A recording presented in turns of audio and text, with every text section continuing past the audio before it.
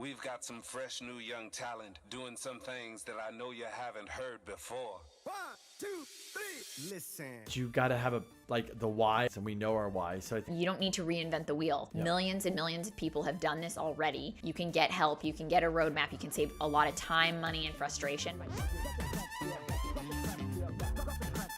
Welcome to the Value Add Podcast with K&K.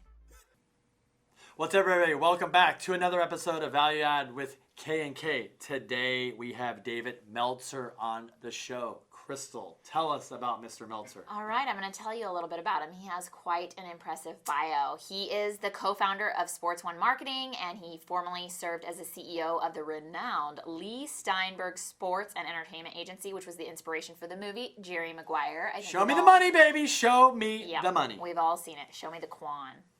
Isn't that what he said? Show me the money. No, Jerry said that, but the other guy, Cuba Gooding Jr. I don't know. Okay, anyways, so David's lifelong mission is to make 1 billion people happy, over 1 billion people happy. So the simple yet powerful mission has led him to an incredible journey to provide one thing, that's value. In all of his content, communication, that's exactly what you'll get. As part of that mission for the past 20 years, he's been providing free weekly trainings to empower others to be happy. So he's a 3-time international best-selling author. He's a top 100 business coach. He's the executive producer of the Entrepreneur's #1 digital business show, Elevator Pitch, and host of the top entrepreneur podcast, The Playbook. His newest book, Game Time Decision Making, was a #1 new release. And David has been recognized by Variety Magazine as their Sports Humanitarian of the Year, awarded the Ellis Island Medal of Honor, and most recently at the Super Bowl, David was honored as the Most Valuable Philanthropist. Yeah, in this interview, it's really cool. I'm not going to give any spoilers away, but David has nuggets, and I would say Crystal and I took a couple nuggets away, which I'm already getting lectured about daily. Thanks, David, because of a couple things he said, and I'm not going to say, but one is with his wife, in a way, how you look at your wife. And so ever since you said that, I'm constantly getting jabbed about making sure, well, you said you like that about David, so why aren't we doing that? What would David do? So, this is a super cool interview. There's a lot of nuggets. Get out a pen and a paper, because there's a lot of really good life principles. Yeah, and he's a great coach. Yeah. And right before us, he was doing a coaching call with a billionaire. So that's the kind of clients that David does work with. So Without further ado, let's jump in with David Meltzer. I think one of the biggest reasons we wanted to chat with you is because you have such a great perspective on life. After our last call, I was just fired up. For it, trust me. Yes. So anyways, one of the things we were kind of laughing about this morning was your post about how 2020 was supposed to look versus what it actually looks like today. So given that we've been in this situation for about 3 months now, how would you say that your perspective has shifted when it comes to business and also in your personal life? Well, I think business has more solidified the practice that I started in 2006, 2 years before I lost everything.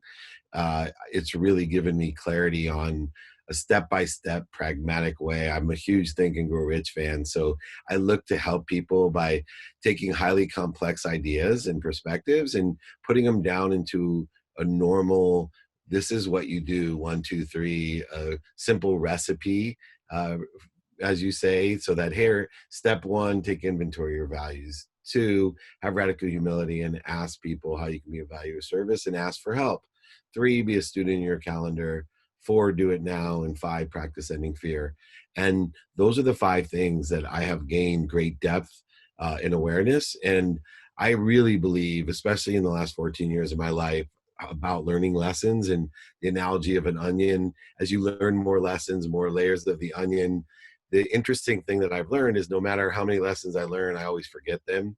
And so having a repository of lessons, and I also, the increased knowledge or awareness or actualization of my power to access lessons, ones that I've learned in the past, also lessons I haven't learned. And, that leads me to the personal side of things. I think more the experience that I've had over the last 10 weeks have been the reminder or the awareness of lessons I've learned in the past that through the day-to-day practice, through putting my head down in the weeds and being productive and accessible and gracious, being efficient, effective, and statistically successful, all the 520 rules and 120 rules and all the different things that I've been teaching and preaching for 3 years. I have lost sight of some of the greatest lessons in my life, like family dinners, the importance. I was proud of myself. I had a good guide on the importance of health.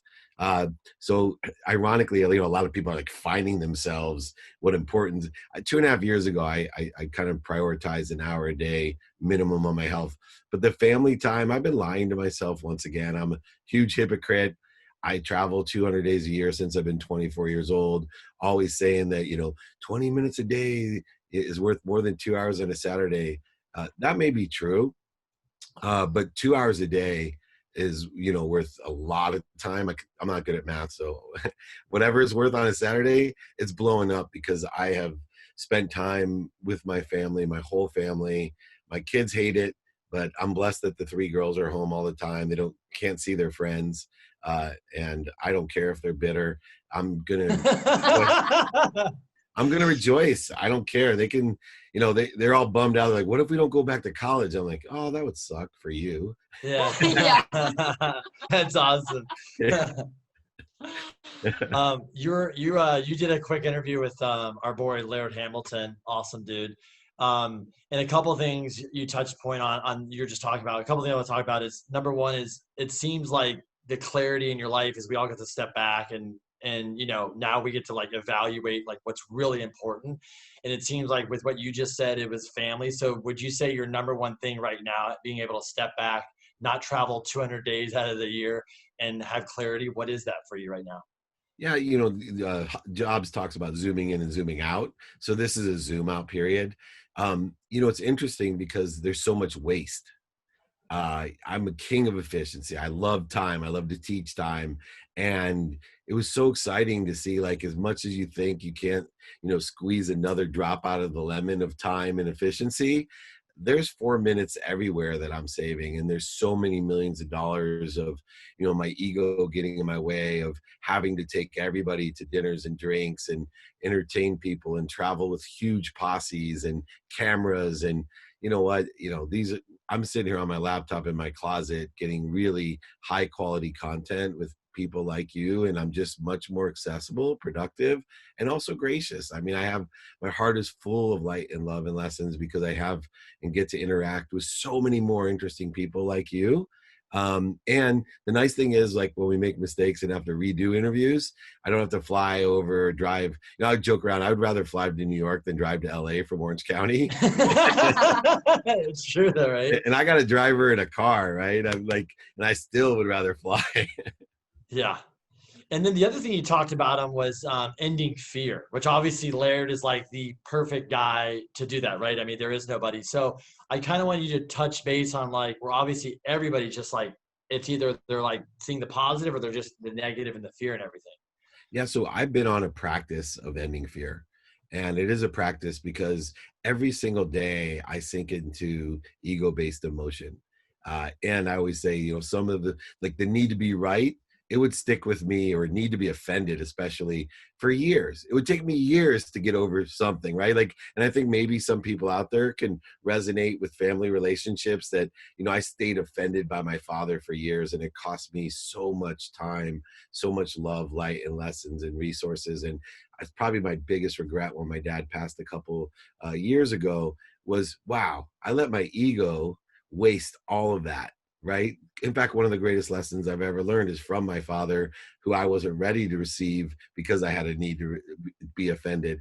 And so, as I have learned that practice, it's not a matter of ever ending fear. It's how much time does it take me to realize I'm moving at an accelerated pace in the wrong direction, that I'm creating interferences, voids, and shortages between me and the incredible source of light, love, and lessons that I'm connected to. And if I'm creating that corrosion, then I'm also creating corrosion to all those people that are connected to me that could be receiving the light, the love, and the lessons through me with appreciation to them. And so, as I have gathered, like, the need to be offended usually lasts minutes now, but it still presents itself every day. Every day I have a need to be offended or a need to be right. need to be superior or inferior or separate, or angry or frustrated or anxious or worrying or guilty. Like every day, probably I'm 10 interviews a day now because of Zoom and the efficiencies of digital technology. Every day, I can't believe I could get off this interview with you two, have a totally high frequency conversation, elevate my vibration, share appreciation with each other, feel totally hyped. And then within minutes, somebody in my home could say something, or while I'm in the interview, one of my teenage daughters could walk by stomping and yelling after I've told them 50 times not to, and I would have a need to be offended, right? While I'm in the middle of my interview telling people don't be offended. Right. Well, that's why it's a practice, and I'm getting better at it. I get back to center much quickly. I don't have that interference and corrosion. I don't waste time, money, resources. And I'll use an example. Pick one of the needs that's for you, right? Like worrying is a common one, or the need to be right. And think back your entire life, how much time, money, resources, and emotion that you wasted. And imagine if you could apply that to your greatest competency, your greatest quantum being, your capability. Imagine if you take all of that, bundle up, and put it to what you're best at, what you would have in your life. That's a big one. I feel like worry is one of those things that you realize after the fact that everything was going to work itself out the way it was going to anyway. And we still spend all that time, as much as you say, don't worry about it. Yeah. And I stopped telling people not to worry about it. What I did, and it helped, I was on an executive business call this morning, I do some billionaire people, and they have the same problems, billionaires, as broke people. They're because they put their votes in the wrong place. And he was worried, right? And he kept on, he's like, can I trust this person? And I said, whoa. Why don't you put your energy and focus and time on what you do want out of her? It's the same as in a marriage, right? It changed my marriage completely. When I started looking at all the things I wanted from my wife instead of what I didn't want, like if I wanted her to be appreciative and to be patient and, all the things, that's who I'd get, right? The wife, when I came home going, oh my gosh, you're working so hard. Thank you so much for staying late for us, because that's what I wanted from her. But when I'm like, oh, I'm in trouble, I got to nag as a wife. Then the minute I got home, it's like, where you been? Right? It's amazing how it works. So it's so important to focus in on what we want in people, to find the superpowers in us, because it's so easy to find the super shit in us instead. And you're going to get super shit instead of superpower. I love that. Yeah, I agree. What's your, like today in life right now, what's your biggest challenge you're dealing with? Always ego. Like I'm so old and on this journey that I relate everything back to, okay, I'm in the wrong mindset. I am accelerating in the wrong direction. And where's the need? And I'll ask myself, my thermostat went from being my bank account into being the way I feel. So I'm very conditioned that if I don't feel good, then I ask myself why, and I go into an introspective exploration of, okay, where's the need of the ego? How can I enhance my practice and learn more about myself? Why do I have such a need to be resentful or offended or right? What is it about me? Is it, inherited from, is it deep in my DNA? Do I just keep on having to fight this thing? Or is it because, something happened when I was a kid that my dad left and I don't feel worthy? Like all these things are where I do my work, and it really helps out in the long run. Yeah, that's pretty huge. That was a deep side there, brother. No, I like it. It's awesome. I like the one about marriage, though. What you want out of it. That's huge. That's I'm going to take the only TikTok video I have that was successful. Is I literally said, if you focus on your wife being a nag, she'll be a nag. If you focus her on being a princess, she'll be a princess. And it has like 1 million views. That's all awesome. the other stuff nobody watches. I wonder how many of those likes came from females. That's awesome. So I want to read 3 words to you. Healthy, happy, and profitability. What do those mean? What do those mean to you? Well, the most important one is health. And that's changed in my own human dynamic, that health itself allows the other two to come about. Happiness is next. So if you're healthy, then you have the capability of being happy.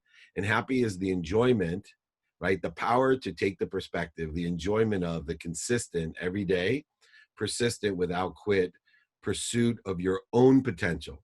not what other people want from you, not what any of the ego tells you you need, but simply to enjoy the things that you in your own mind probably don't think you could enjoy, the consistent, persistent pursuit of your best self, whatever that may be. And then the last one was happiness, health, and profitability. So profitability, once again, is a subset of happy, which is a subset of health. So profitability to me is the second currency. Happiness is the first currency. It involves faith. And just like happiness and faith, the quantum ability of money, profitability, is so important because we live at this vibration. And believe it or not, if you have green card money, gold card money, platinum card money, or black card money, you can shop for more and more and more. And the more money you have, the more you can receive. The more you receive, the more you can give. This shift in the paradigm. I lived my whole life as a benevolent person. My name means beloved. My last name means giver, servant, waiter. And so I geared myself to the more that I give, the more I'll receive. And then I realized that was a trading energy. That was a universe of just enough. But when you shift the paradigm and say profitability is that the more I receive, then the more I can give. And there's a lot less interference in it. And so profitability, money is a currency. It's an object of energy we put into the flow to get what you want. What you want is so important because you need to take inventory of your values to know the what. Personal, experiential giving, and receiving. When we determine what we want and we purchase what we want, and we purchase things not because it's things we don't need, but because they're aligned with our values, and we don't buy them to impress people we don't like, right? Because they're aligned with our values. Money buys happiness if you shop for the right things, the things that are aligned with your values, personal, experiential giving, and receiving. And if we can learn from it, if you buy things to impress other people you don't like, or you buy things you don't need or aren't aligned with your values, it's going to make you very unhappy. And that's my real life lesson that I've learned from the entire experience of making money, living by that motto of money buys happiness, giving to receive instead of receiving to give. Now money buys what I want. If I buy the right things, I'll be happy. If I don't, I'll be unhappy. Yeah, I haven't heard that take on money before, so I really like it. that, yeah. Paid a lot of dummy tax for that take. It's an expensive lesson, let me just tell you. I'm sure you've had a lot of trial and error. Well, I will say this because a lot of people don't ask, but I love to illuminate and tell the truth. I'm one of the few people, I lost a ton of money. Yeah. But I will tell you this, I had an extraordinary time with it. Now, it wasn't the most productive, accessible, and gracious time. I did some really funky, probably bad things. But man, what an experience and ride. And I don't have any resentment or regret. It wasn't worth it. I would love to have all that back and build community centers, but it certainly was a good time. Destructive, but good time. Well, it's part of who you are. So yeah, it is. Yeah. That's why who you are today. Yeah. Yeah. You obviously, like you said, you're doing 10 Zoom calls. You're always, just if you follow, you're always talking to people, which is really cool. And I love talking to people that talk to a lot of people because your perspective is completely different. In today's world right now, what's the common question you're getting asked, or what's the big fear or topic that everybody wants to talk about with you? Getting stuck, fear, profitability. And they all lend right to capabilities. I think people try always to look outside of themselves to find the answer. This is how simple this all is, whether it's fear, stuck, anxiety, starting over, scaling, all the general things that would occur in a compressed time of uncertainty or acceleration and change. Just look within yourself at your own capabilities. Your capabilities are an aggregate of your skills, your knowledge, and your desire. Those are the three things that integrate in order to effectuate a capability. A capability can be monetized in two ways, one in a currency of money and the other in the currency of faith. Both allow you to accelerate, expand, and really experience happiness and health. So what do? We look how are our capabilities synergistic to or supplementary to the things that we want. And then we look externally to experts that have the things that we want or situational knowledge of how to get them, or other expert industry career indicators, KPIs, like the stock market, for example. If your values are aligned, that you're looking for high growth and right now, you want money right now, then look at the 50 stocks that are doing the best right now and see how your capabilities, your skills, knowledge, and desire are synergistic or supplementary to the industries, careers, or companies that are in there, or find the experts that work there. If you're looking for stability from your values, then go find the 50 most stable stocks over the last 6 months. There are stocks that haven't moved a penny. They've stayed the same. Then go see what capabilities you have that are synergistic or supplementary, or find an expert in there. If your values are one of opportunistic, right? You're looking for huge opportunity where people have oversold on emotion, then go and look at what stocks have been crushed that you feel will swing the pendulum back the other way on emotion as well, and find how your capabilities are synergistic or supplementary to that. That answer applies to almost every question that is most prevalent today about fear, scaling, growing, starting over, re-engineering, worry. All of those things are look within. You have the power, control of your mindset, your feelings, what you think, say, do, and believe are all under your control. Aggregate them into your capabilities of skills, knowledge, and desire. Make them supplementary or synergistic to what you want. Boom, you'll get there. So I love hearing you talk about all this, and it always sounds easy. So we get off the call with you and you're like, great, I'm going to go, think about my capabilities and I'm going to apply them. And, it just never quite happens that way. I feel like people get confused, and then when they're confused, they just end up doing nothing. So you're a top 100 business coach. Why do you think it's so important to have a business coach? Yeah. Oh, I think for me, I have 3 coaches minimum at all times, people that sit in the situation. It's why YouTube is so popular, right? Because it's so much easier to ask someone, hey, what am I supposed to do, than to do it yourself and learn how to do it. So I find people that are really good at what I wanted, whether it's the relationship to money, whether it's how to fix a dishwasher, whether it's how to sleep, whatever I want that's important to me, I'm going to go find the expert or mentor. And, my strategy, because you talk about how overwhelming and apathetic things are, one of the things that I've been talking about since last time is another way to put things so people get it. Think about things is the first 10 minutes are always the hardest. First 10 minutes, after 10 minutes, everything kicks in. Biochemistry kicks in, the mental perspective, but the first 10 minutes suck. Even for a guy like me that has a quantum happiness genes, and I'm the person you hate to sleep with because I wake up at 4, wide awake, ready to go for the day. I'm like, let's go. Everybody hates me, but the first 10 minutes are hard. If I go running, the first 10 minutes are hard. Everything's hard the first 10 minutes. So what we need to do as coaches beyond mentees is make sure that the people we're teaching know that, hey, the first 10 minutes are going to be hard. Let's lower the bar. What I'm most concerned about is, can we get a consistent behavior? I'm someone, it took 9 months to say thank you before I went to bed and when I woke up. It took me 9 months to do that 30 straight days. I forgot. Took me 3.5 years to read the Course in Miracles and not miss a day. And it's probably the most important, significant text that I've learned from about awareness and forgiveness and peace and joy and happiness. So, you have to realize things take time.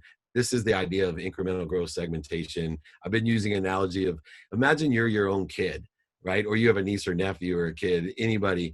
You can't see them growing until you go buy them tennis shoes. And you're like, whoa, how'd you grow that fast? Meanwhile, you haven't seen them grow. Or when you're a kid, you don't see yourself growing, and all of a sudden it seems like you wake up and you're busting out of your clothes. Same thing with your weight as you get old, right? It's like you don't see you getting fat, and then all of a sudden you go back to that pair of pants, or worse, the tuxedo, and you're like, are you kidding? You're like, how did that happen? I think we're used to, as humans, like wanting that instant gratification. It's really tough to know that there's a journey and you'll eventually get there. Yeah, and our senses are stupid, right? Our way we see, hear, smell, touch, and feel, our memories are even dumber. So we can't pick up incremental growth, but incremental growth, when it's put into the exponentiality and acceleration, you take the smallest measurement you want and you times it by itself, right? 20 times.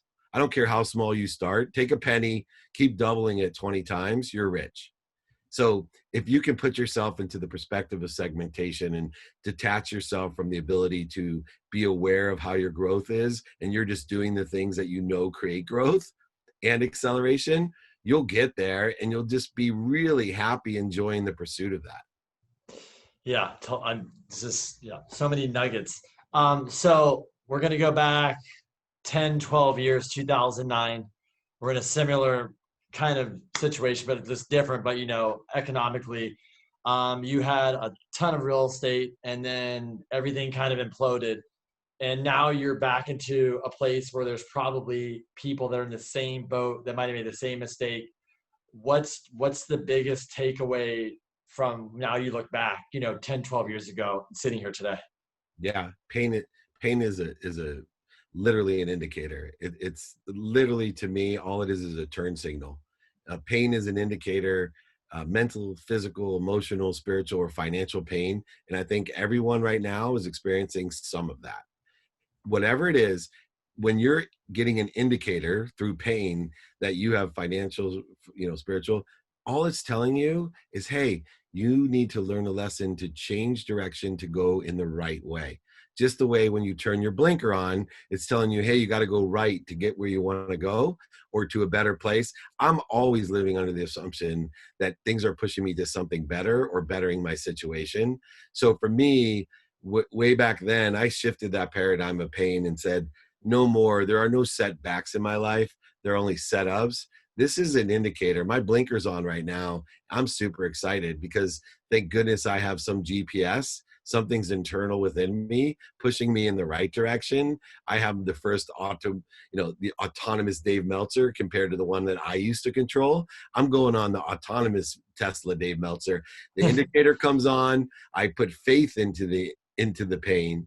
Oh, things are going to be better. This is just an indicator. Instead of trying to push my way through it, go under it, around it, I just allow faith to guide me.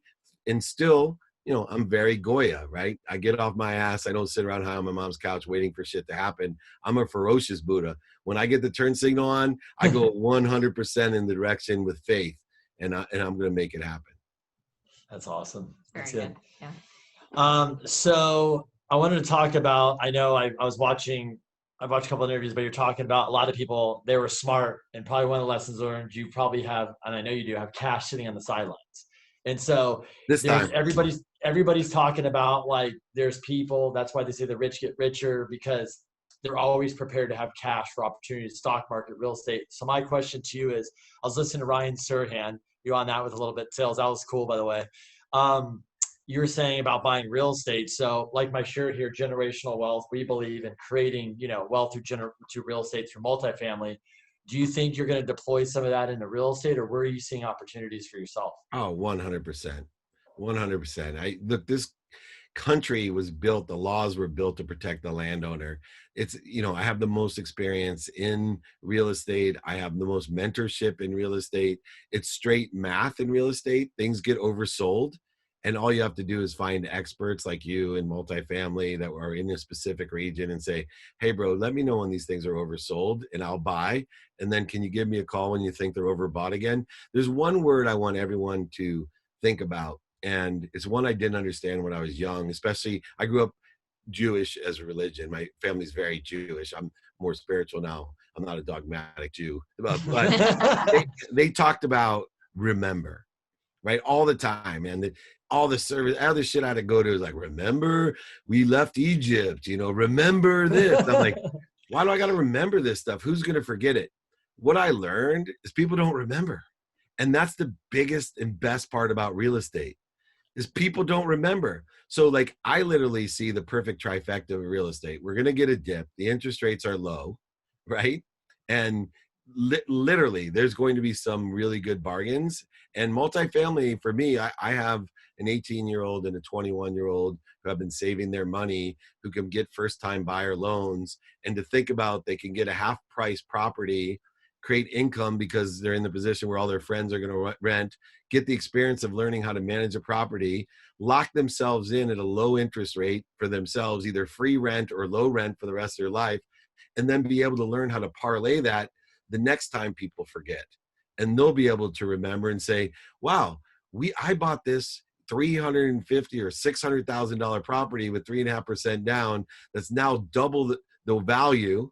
and I almost own it cash, and it's an income generating property, I can either go buy something now for half as much again, right? Or I sold this at top of the market, did something with my money and waited till again. Now I own 5 of those things. You know, this is not rockets. You don't got to go to law school, business school. I love real estate. You know, for me, it's a thing that you can literally change your generational wealth. And if you understand literally mentorship and remembering. Yeah, that's awesome. One last question for you is, we're talking today, and obviously this world completely changed overnight, and a lot of people have been watching people like you and even, you know, the Gary V's of the world, and why do I need to be online? Why do I need to build a brand? And I want to ask you right today is, why is it so important for somebody that has a business or just an entrepreneur, anybody, to build a brand and, you know, like, invest in themselves? Size of the neighborhood. So look, all we've done is accelerated the last decade or two into a compressed 10 weeks. Use the word e-commerce, means electronic commerce. Whether you're in real estate, education, institutions like financial institutions, government, travel, if you don't realize that we've accelerated how e-commerce, electronic commerce, is going to be integrated into human resources, into working at home, and all of these different areas, it has accelerated. It was going to happen, right? The efficiencies, effectiveness, and statistical success of e-commerce was going to happen. We just don't like change, right? Only a wet baby likes change. Well, we were forced to change in the last 10 weeks. So look and see how e-commerce is going to affect what your capabilities in business is, your industry, career, you know, these things are. And so for me, it's very important to look at that e-commerce side of things and to go ahead and embrace it. And part of that is your neighborhood. There's 4.4 billion people and growing every day. No matter what you are, the Dave Meltzer product, right? When I was young and speaking, I would be thrilled to get in front of 100 people. I think 30 million people or more viewed me last week. Wow. 30 million people or more viewed me. Brad, that's awesome. There's about, you know, I'm going to estimate maybe 350,000 ambassadors. Those are people that would be, I would hope, like you, that would say, hey, have you ever heard of Dave Meltzer? Check this out, right? I like this. That's more people than I ever imagined being in front of in a lifetime, let alone to be ambassadors of mine. So if you are selling, you know, your barbecue in San Diego, Springfield, and you can now reach all of San Diego, the 3 million people instead of the 300,000, because you understand your brand and you can advertise cheaper than all the other ways you used to do it traditionally, and you don't need as many employees to get to all 3 million people that you did when they sat in your restaurant, it's a whole nother ballgame. I don't care who you are. You go ahead, reach out to me. I'll tell you how your brand strength, spectrum, and frequency, meaning clarity, is so important today. It will never be easier to reach more people than it is today. Yeah, could not agree more. So to wrap this up, thanks again for your time. You do free trainings every Friday. And then I wanted you to talk about that a little bit. And also is, I know you have books and then you do coaching. Can you kind of talk about some of the stuff you do to help people? And I love that the free coaching, that's awesome. Yeah, for 20 years, I've been coaching for free. I've really nailed it down. It's every Friday, 11 a.m. Pacific, 2 p.m. Eastern. The replays are getting thousands of people as well. On my podcast, it's the Monday podcast, my most downloaded podcast, even more than the Hall of Famers, executives, Deepak Chopra. Like, I can't believe more people want to watch or listen to that training. But it's all about empowering people to empower other people to be happy, pragmatically though, right? It's some theoretical, but stuff like this, 1, 2, 3, it's recorded. I give all my books for free. I give exercises and guidebooks as well. For those people that want more intimate, I am starting a new private group training that's very inexpensive. It's just a token payment so people show up. And then I've always carried 50 executive clients, month to month, guaranteed profit. So they do change out. I probably have 20 clients for the last 5 years that haven't changed, but I have a rotating 30 spots where people need me for 1 month, 3 months, 9 months. But it's just month to month. I guarantee profitability. Ranges from one of the richest men in the world is my client, all the way down to an entrepreneur starting a business. But just reach out to me. I have a text number, 949-298-2905. You text me directly. My website's my first initial last name, dmeltzer.com. And I give my email to everyone. I was answering them. That's why I was late for this interview, because I went 1 minute over answering emails. It's david@dmeltzer.com. I am here to be of service. My name actually means beloved servant, and you guys are terrific. And I so much appreciate you allowing me to come back on. Thank you so much. Thank you, David. I appreciate it. Yes. Have a great day. Thanks for the time. Love you guys. Thank you. Bye. Bye-bye.